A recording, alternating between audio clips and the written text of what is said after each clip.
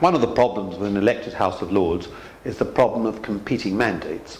You have two directly elected chambers, each claiming to represent the people. That's what you've had in Australia. It caused a tremendous crisis in 1975 when the Senate denied the government supply, and some people said that the government needs to be responsible not just to the lower house but also to the upper house. Now, if you elect the House of Lords by proportional representation, as the coalition agreement suggests, many people say it's got a more powerful mandate than the House of Commons because it represents the country more fairly.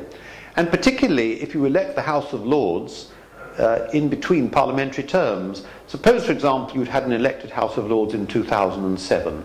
That would almost certainly have had a Conservative majority.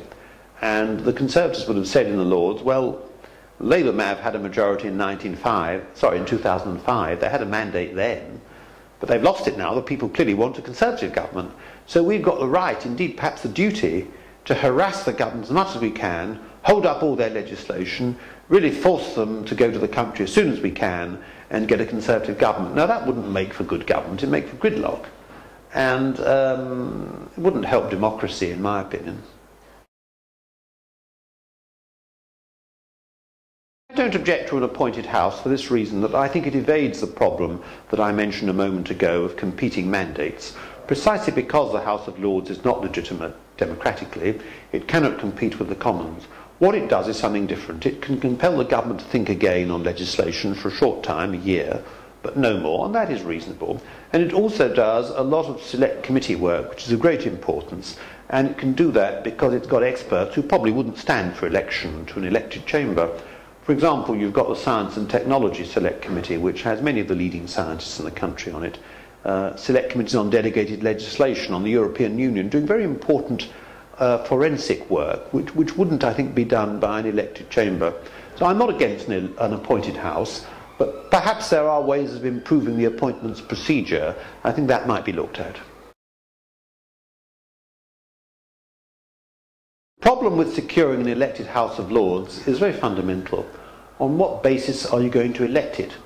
Now, the Commons represents electors as individuals. On what other basis can they be represented?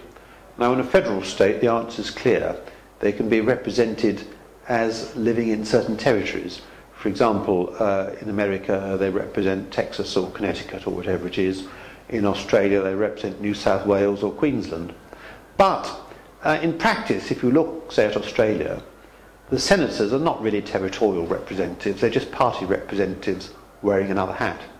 But in any case, Britain isn't a federal state. Some people would like it to be. It isn't. It's true it's got federal elements in Scotland and Wales and Northern Ireland, but if you look at England, the regions are just ghosts. Most people don't regard themselves as living in a region. So elections wouldn't be very meaningful. You'd have the very large constituencies that you have in the European elections, and I think the representatives would be a bit remote from people. I know that I can't name my MEPs, members of the European Parliament. I wonder how many people can. They're not very meaningful, so would an elected House of Lords really be an increase in democracy or not?